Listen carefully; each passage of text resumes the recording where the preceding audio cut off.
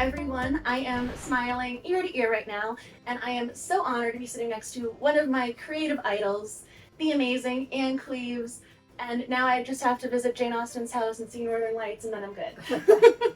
Well, you need to come to Shetland to see Northern Lights, and then you can see Jimmy Perez's house as well. Honestly, if I could do something to take Vera's trail, I think that would also be added to the bucket list for sure.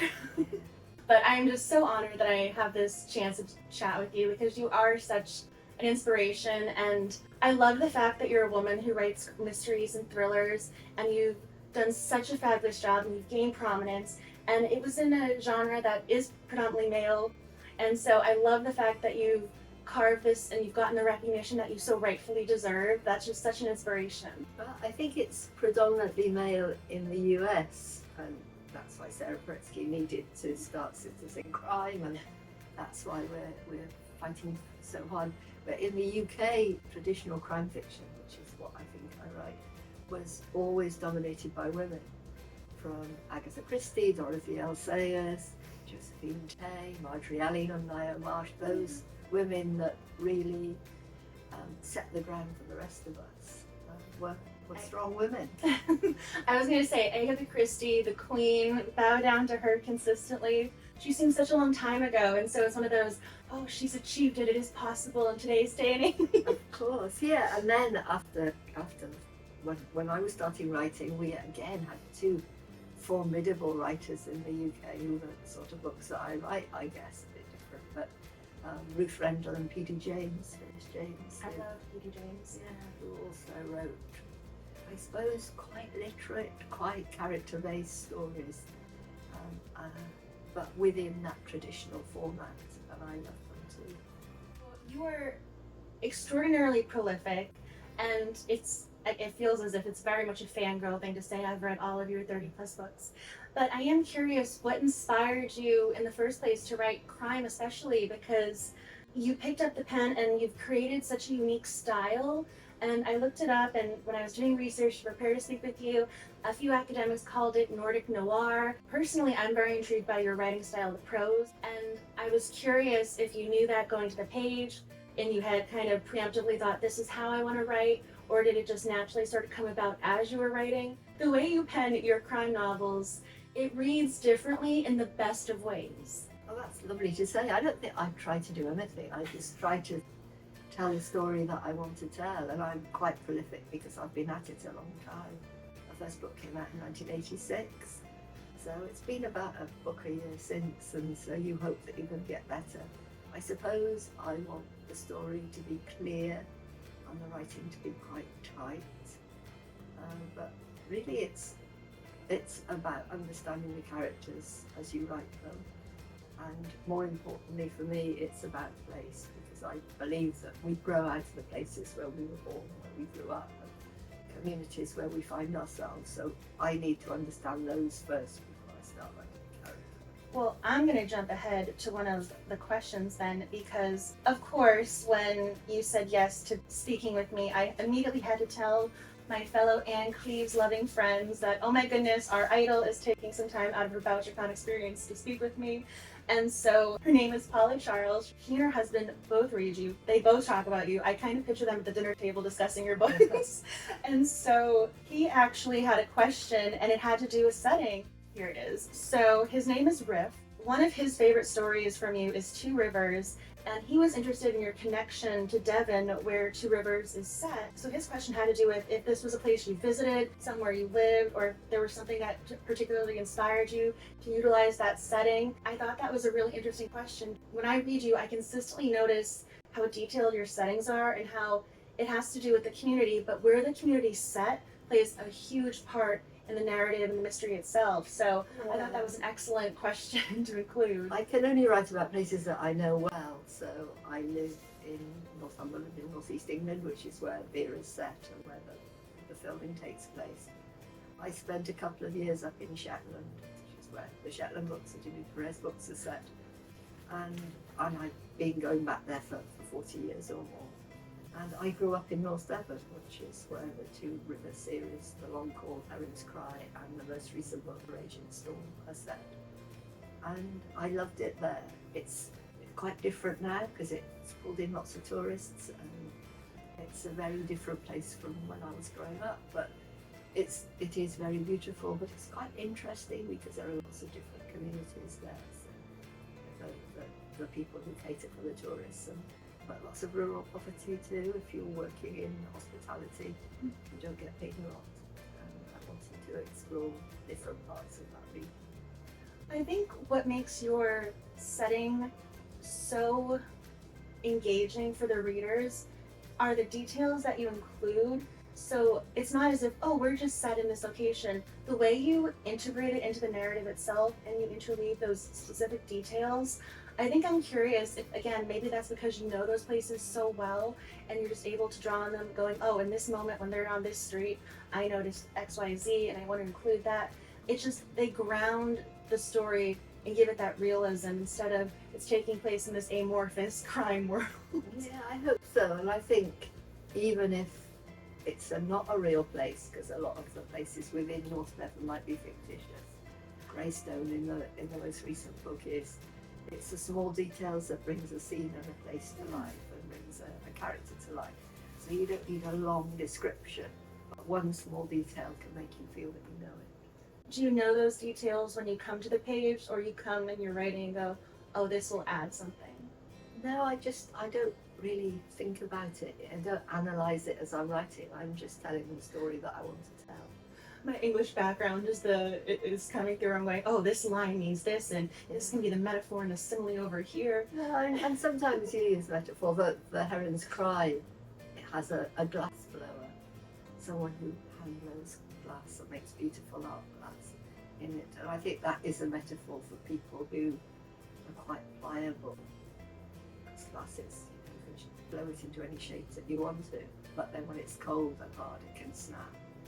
So I wanted to use that, I suppose. That's a beautiful one to include, and I did notice that profession when I was reading, because that was something I'm going, I don't instinctively just think of glass blowers. I would have to go Google list of unique professions or jobs people don't typically notice. I think because the daughter of a friend of mine knows glass and is a glass maker, so that was easy. And then I went and researched with a friend of hers who had this amazing studio in the wilds in North Devon. And he showed me how he did it, and it was perfect scene for a murder because of all the tools in racks along the wall, and it did look like some kind of torture chamber in a way. I like how you're visiting your friend, you're going, this would make a good crime scene. You're like, only mystery writers and people interested in crime thrillers can get away with thinking that and not be hunted down with butterfly nets. But that actually goes to something else as well. So the North's biggest book club, the Big Read, named The Long Call their 2023 title, and they do tours across England based on the book. And so your settings are really drawing readers in, and you're stimulating the economy. You're doing a lot beyond putting something on the bookshelf. You're drawing people to the community as well. Yeah, I think so. I mean, I think that book tour was around the Theakston's Crime Writing Festival, which is our biggest crime writing festival. Not really like VoucherCon because it's more industry led by publishers, agents and professional festival organisers. And they wanted to do something with libraries and they chose the Long Call to take out. But yeah, people come and do Vera location tours, and tourism in Shetland has gone up by 43% since the BBC show was aired. So yeah, it's pulling lots of people into Shetland too. I mean, you just mentioned Vera, and that was one of the first books I think I read from you, if not the first. And I love Vera so much. It's not just that you had a story and a character grace the silver screen.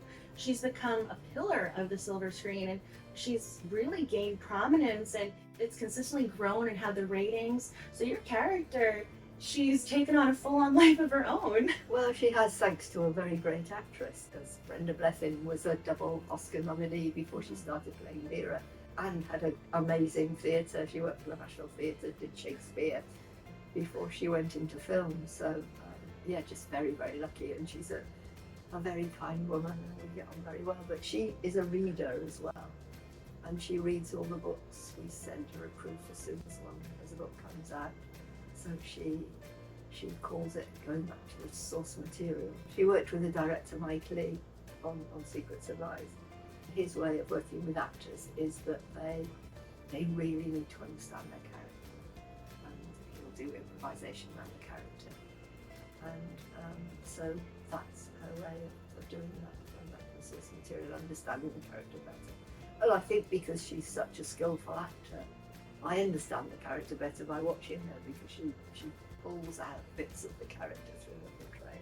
You're so incredibly humble, because she does have, when you say the source material, I'm going, but she has a lot of great source material to work from. I almost want to defend you to you. No, she's wonderful, and I think I've just been very, very lucky. You hear some horrendous stories about adaptations that don't work and the authors aren't happy. But I've been very fortunate in all 3 adaptations. Because there are 3, so we have Vera Stanhope, Jimmy Perez, and Matthew Venn, and so they've all become TV shows. Yeah. And I kind of love the fact that they're TV shows and not just a single movie, or they try and do, we're going to do movie 1, 2, and 3.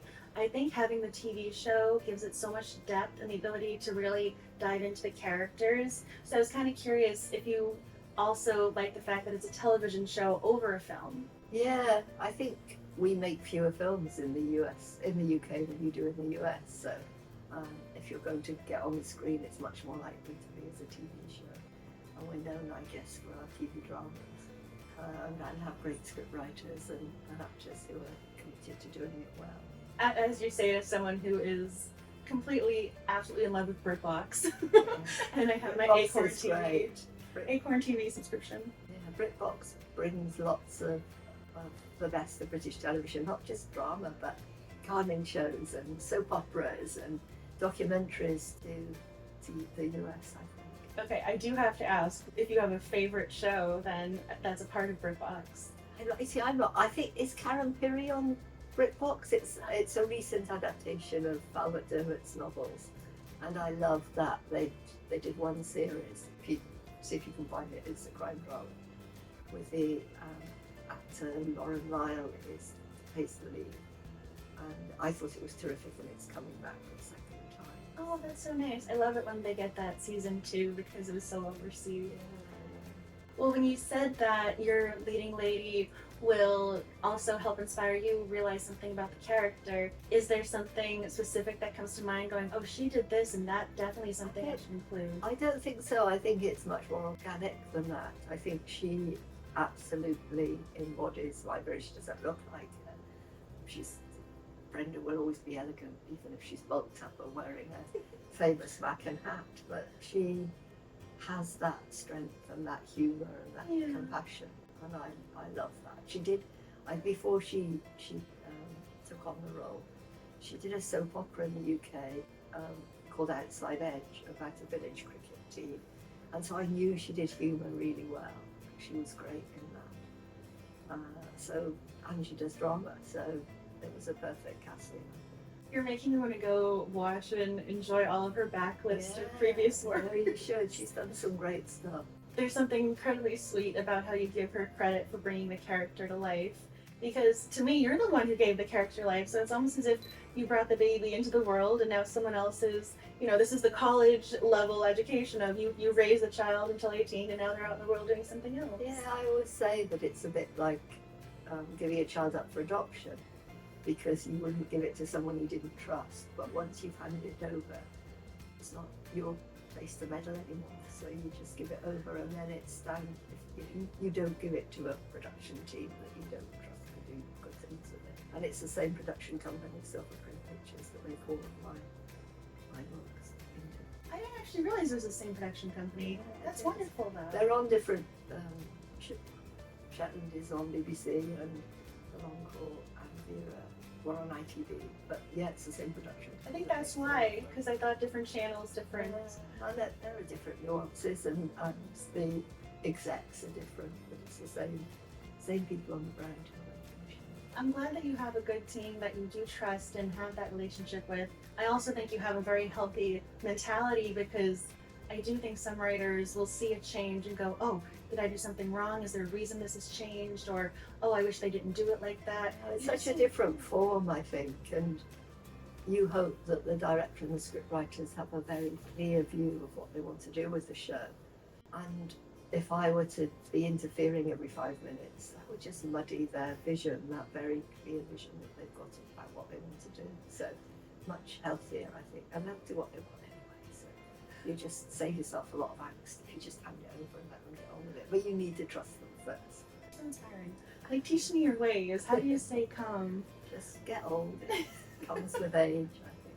So I do have a question that I was curious about because I have read all of your books and you've written a number of characters. And I don't just mean your TV adaptation characters that they've become familiar with. You've written so many secondary and peripheral. I am curious if you have a favorite character or you have a favorite character that you've written in regards to, oh, I love this trait or this detail about them. Because you've written so many. I'm curious if one is very close to your heart. Really, because I think it's who you're writing at the moment that you're close to, because you have to know them very well, so it's as if you're writing from memory rather than imagination. There's a standalone called The Sleeping and the Dead that I'm quite proud of, and that has a central character called Fortius. And he's a detective, but he's been through a rough time. He's had a nervous breakdown and he's back at work, still struggling a bit. I quite like that. I was going to say that makes me to go back and reread that particular title. It's very easy for me to fall back into your series because you do write standalone in addition, and you also will write with varying. So as you can see here, we have the paperback, but it looks the word count is very clearly different. You have some shorter titles and much longer. I started writing in the 80s, where it was the crime fiction was shorter. That book has now been reprinted in the UK with I think they call it classic Cleeves, and it's got a lovely new jacket, and people are buying it. But I write a little dear reader letter at the beginning of all the new editions, saying I was very young when I read this. Please be kind. And you have to include almost like the little caveat of times might have changed. Yeah, that's right. And I had to reread it and think, actually, would I want to say that now? Perhaps not for some of the things. So I have reread them and changed odd bits and pieces. What was one of the things you noticed going, oh, we're going to adapt this, or we're going to make a little edit over here? Yeah, I think talking about mental illness is very different now, very much. And it's their only words, but I think we describe it very differently now. Just things like, we did call young women girls a lot in the 1980s. Even though I was a feminist, I would still perhaps have the word girl in somewhere and would change that. So yeah, things like that. I think I've changed a bit, but not much. I was going to say, your writing doesn't read as problematic or cancel culture is going to come for you with pitchforks or something. No, I don't think so. And it's just about being kind, really. Yeah. And there are words that can be hurtful now, whereas perhaps they weren't hurtful when they were written in the 1980s. They've taken on different meanings in different contexts. Well, saying girl isn't as bad as some of the other things that have not aged well. Agatha Christie, some of hers have not aged well at all, but we still love her. Yeah, well, I don't love. I'm not a great Christie fan. Really? No, I think she's really cold and ruthless. Yeah, I don't get any warmth or kindness from the character. I mean, I have to say, and then there were none. And then there were literally none. No, I really dislike that book. I know some people love it and they love the twist, but I really dislike that book. I think a book about vengeance isn't worth writing. I think vengeance is a horrible thing. And yet I've just read a very good book which is all about revenge, which is Irving Welsh, who did Trainspotting. He's done, which was made into a very famous film. He's started writing a couple of crime fiction books, and there's one called The Long Knives, which is really all about vengeance, and it's very brutal and very violent, but it's very thought-provoking as well, very, very different and done from Christie. I was going to say, if you recommend a book, I immediately am going to go auto-purchase and just download to the Kindle and then buy the paperback. It's very, very different from the cozy and the traditional, but it's very thought-provoking. The whole premise is about vengeance. It is an interesting idea, but I think you're almost also alluding to why people, I think, love and gravitate to your stories, because you do have that emotional pull in the characters where it's not just a matter of flipping to the end to find out who done it, the whole big reveal at the end. We're there for the journey because that's what we enjoy with your writing, that's what we enjoy with your stories. And I think that's what keeps your readers so engaged consistently. And I made a note of, because I wanted to do research before I spoke with you, and I didn't realize, because I read the book and I didn't know all the accolades at the time, but in 2006, one of your novels was named the best crime novel of the year, and it's an incredible honor and so well deserved. From Black, the first of the Shetland books, and that was a career changer for me. I had started reading your Vera books first, and then I went back and read that and going, oh my goodness, mind blown. There's no possible way to know the impact that your books are going to have on readers, but it definitely took off, and you said it was your career changer, but there's something about that book that resonated in such a big way. And do you think it's the emotions that you put in or try and pull from readers, or if there's something else in regards to the approach? I think it was the setting that captured people's imaginations, because it's set in Shetland, which is the most northerly part of the UK. It's a group of islands, and it once did belong to Norway, so it's until the 15th century, which must seem a long time ago to Americans, but to us it's not that long ago. And there are still streets named after Norwegian kings, and the dialect is very Scandinavian. And it was just at the time when Scandinois was big, Henning Mankell and Stieg Larsson. I think it was that bleak, dark setting that maybe caught people in. But even though it does have sort of, I always think of having like the black coloring or gray edging around in a way, where it kind of bleeds into the scene. That's not the only thing within the scene. There's a lot going on, so it's not just a matter of, and then this terrible thing happened. You have the why, you explore what happened. Yeah, so even it's if a kind of love story as well, I think, between Jimmy and Fran. Yeah. But even if there is bleakness, you still give me hope. Yeah, I think that's what crime fiction does, though, is that traditional crime fiction gives you a sense of order restored and some form of resolution at the end. Well, I do have to go back to, you're not an Agatha Christie fan, which is totally fine. I mean, whatever you do is working for you, clearly. But you mentioned P.D. James, but do you have a writing influence? When you first started writing, oh, this is someone I want to aspire to be like, or oh, this is one of my favorite books, if I could pen something similar, or in the vein of... No, I think, again, you write the book that you would love to read, and there are so many great writers at the moment. I think we're going through a new golden age, really, because I'm at the moment, I'm really fascinated by Australian noir. I love Chris Hammer. I just had a new book of his, so he's set in the outback. Very place again, it's very, very important. The whole geography idea is really important. And a wonderful new writer, I think was up for an award this time, called Hayley Scrivener. I think it was called Dirt Creek in the US, but we called it Dirt Town. And I loved that book too. I think I grabbed a copy. Oh, that's good because it's a terrific book. And the title immediately goes up my TBR. Yeah. How do you come across the books? I mean, clearly you are a very big deal. I'm sure people would love to get a blurb on their book cover from you. But when it comes to you as a reader, do you like to read in your genre? Are you looking for inspiration? Do you want to fall into a story yourself to just enjoy? Yeah, no, I don't read for inspiration. I think there's a danger in thinking you don't want to write somebody else's book. You want to write your own book. But I love crime fiction. That's always been my comfort reading. And so, yeah, people do send me books to blurb. And if I love their other work, then I'll read it. I don't blurb it unless I really, really like it. But I've read some really great books this year. A wonderful writer, British writer, which is very well known here, called Sarah Hillary. A book called Blackthorn, which is crime as well, but also very much influenced by place. I love Mick Herron's Jackson Man stories.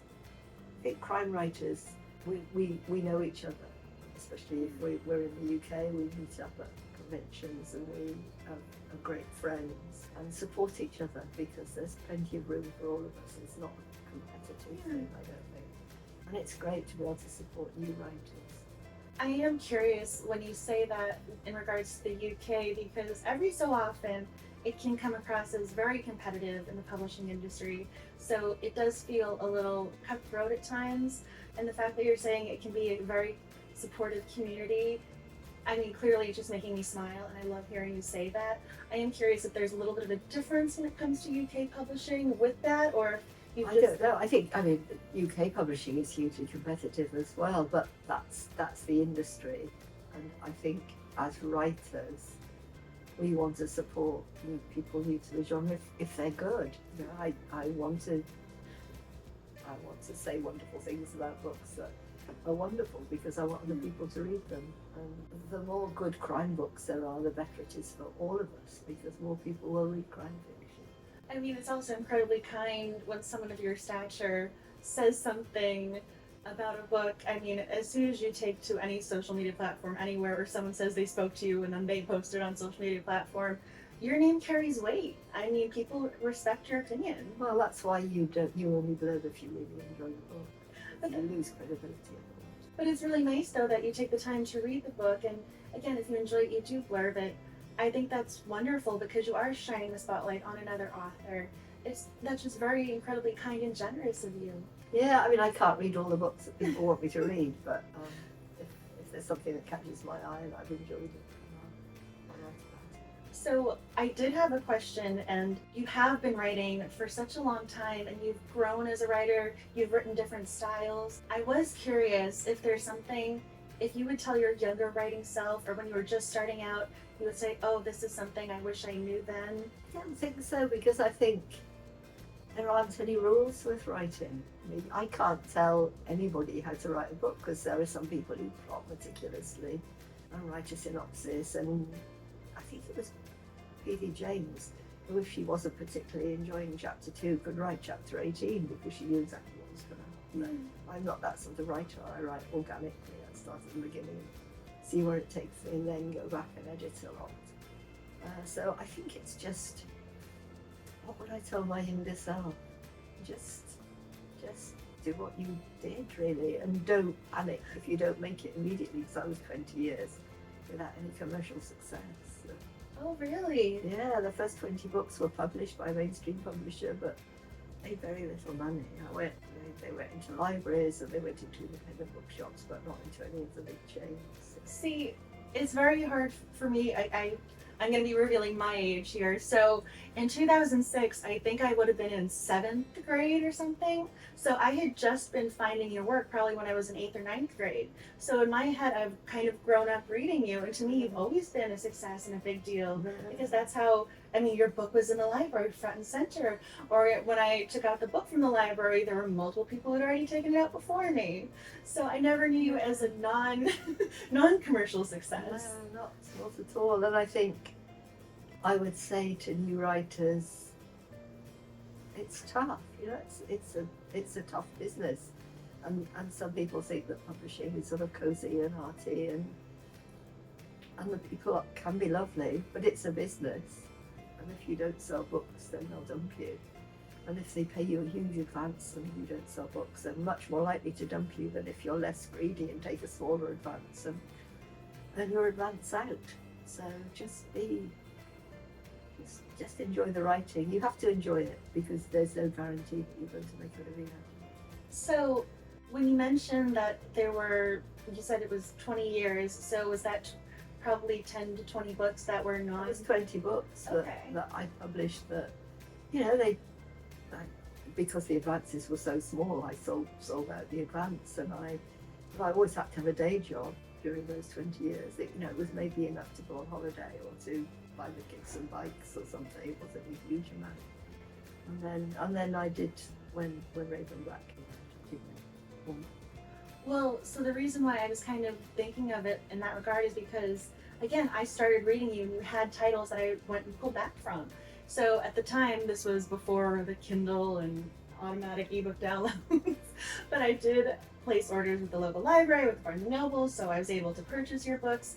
And so I was able to read your backlist. I'm almost kind of curious what was it to make you say, I'm going to keep going, I love my characters, because to me, all of those books are very well written. It's not like you had, I mean, again, I'm just going to be very blunt here, it's not like you had a dud in the mix. I think all of your books are brilliant. Well, I think that's what I said, you've got to love it, and it's got to be fun. And for me, writing was downtime. It was hobby, it was escape. 2 small children, not a lot of money. Husband worked for a conservation charity, so we didn't earn much. And so writing was what I did for me, and I didn't need any more than that from it. And I think the people who are disappointed who go in expecting that it's going to earn them a living immediately, and it doesn't always. Or if it does, that doesn't last. You know, if you have this come in and have a huge immediate success, it doesn't mean to say that for the next 20 years you're going to have huge immediate successes, and some people do. You have such a tranquility about the way you say that, because that might be why your books feel the way that they do, because you're writing it based on your love of the genre, love of the characters. It isn't I'm going to follow. I mean, I remember at the time we're going to do a dystopian book because everyone likes dystopian. The vampires are a big thing. Everyone's going to write a vampire. Because by the time you followed the market will have changed. By the time you've written that book, the market will have moved on. But I think that's probably why readers enjoy those books. So again, when I picked up one of your books, you had the backlist, and they all felt, I mean, it still had that same voice, that same writing style. Well, I hope so. I didn't want to ask you a question that had already been asked, but I do think writers who aspire to be like you, if there's some advice you have, because I think, again, I have people that I'm friends with who absolutely adore you, and they're just starting their writing journeys. So is there something that you would say to up-and-coming crime readers and writers? Yeah, I think don't sweat over the words to start with. Get the story down first. So finish the book. That sounds flippant, but first of all, just finish the book, and then you can go back and make the words sing. Then you can go back and make sure that the right word is in the right place. But if you sort of tweak it and polish the first couple of chapters, that's very safe and easy. Just get on and get the structure down and get the story down first. So I do have to ask, because your books have, I mean, I'm specifically thinking of Raven Black. There's a lot of twists and turns in that book. So when you're writing, do you try and do a word count? Do you try and go, I'm going to write these 2 scenes today because I'm going to have this twist in A, and B has to be the follow-up? No, because again, I try and do between 1,000 and 1,500 words a day. After that, I start to lose concentration and focus. And I think writing is as much about concentration as it is about creativity. Because if you can't fix that world in your head, you can't expect the reader to see it or hear the voices. So, and I start to lose focus after about 1,500 words, so I can't write anymore. Well, some of your books, they're minimum 70,000 words, but some of them I think are 100,000. Most of them now are 100,000. I think the Crow Trap, the first era, was something like 150,000. It's too long, and we did cut it. But mostly 100,000 words. So that's 100,000 words that you have to be completely concentrating in the zone for. Is there a way you get into that creative mindset, or you just go, if I open the computer, I'm in it now? Yeah, I just sit at my kitchen table early in the morning. I'm an early person, and just tell that story. Do you have a preference of how you write your books? Or when you started, did you go, I need to have this pen, this type of notebook, I need this type of laptop? I think that's a bit self-indulgent. If you want to tell the story, you just tell the story. You know, if you've only started writing when my kids were really small, and if you've only got half an hour when they're still in bed in the morning, and then half an hour when they're sat in front of Sesame Street, you don't fanny on about what writing tool you've got. You know, you just do the business. I think that's really encouraging, though, because again, to me, you are such a successful writer. It's almost like saying you don't need to have X, Y, and Z to start, just start. And that's why writing's so democratic, because you don't even need a laptop to start with. You can just have a notebook and a pen. You will need to get it onto a computer eventually, because publishers won't take it any other way now. But I will say, I am surprised that you just did free flowing, because to me, everything is so detailed. I'm thinking, oh, this little detail is going to come back and be part of the mystery, and oh, we have this. I got to make sure I remember and tuck that detail away. I never would have guessed you didn't have a literal step-by-step outline going in, because it reads as if you definitely knew this is who the killer is. I know how to set this up. yeah, no, I don't. That's because it took me so long to make any money at it. It had to be fun, and I think if I knew how it was going to end, there'd be no fun in it. That's very true. If you already know the ending, why bother reading? Yeah, kind of. Oh, I love, and that's really sweet. So one of the questions that I did have, if there was something about your characters that readers would be surprised to learn, or if there's something you're going, oh, this is one of those Easter eggs nobody ever picked up on or there's a little detail like that? I don't think so. I think I just write them as I know them. And because the great thing about writing series is you get a chance to know them very well. So do they feel as if they're your friends, you get to return back to them? Yeah, I think so. And because I alternate between series, I think I would be bored if I just had one series to write about. It's quite nice to finish a Vera and then think, oh, I'm going back to North Devon now and spend a bit of time with Matthew Venn, or finish a Matthew Venn and think, oh, that's grand, I'm going home now to Vera. So. I am curious, because you've written the standalones and series and you have a male protagonist and a female protagonist. I mean, is it something like that of, oh, I'm walking around, I just saw this person and that's an interesting detail to include? I'm just curious how you kind of come up with your characters, or what that little spark of intrigue first is. It's quite hard to unpick, isn't it? Because I just feel that I know them so well. I think Vera grew out of the formidable women that I knew when I was a child, because I grew up just after the war, mid-50s. And there were women who'd been allowed responsibilities during the war that they wouldn't otherwise have been.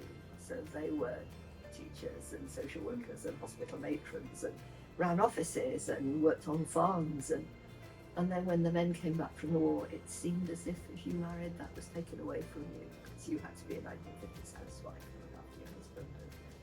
And I think there were definitely women who decided they would rather be single and be 1950s housewives, and I think Vera grew out of those.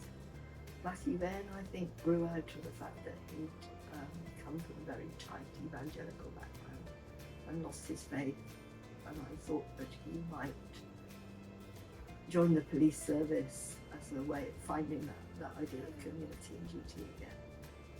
I love that you're pulling from I grew up and I saw this, and you kind of not tucked that in the back of your head, but kept that in mind when writing. I think that your experiences with the setting and with the actual real life, this is what it was grounded in, that's probably what makes a huge difference and why those details capture readers so much. Well, I hope so. Well, thanks very much indeed. It's been lovely talking to you. Thank you so much for taking the time to speak with me.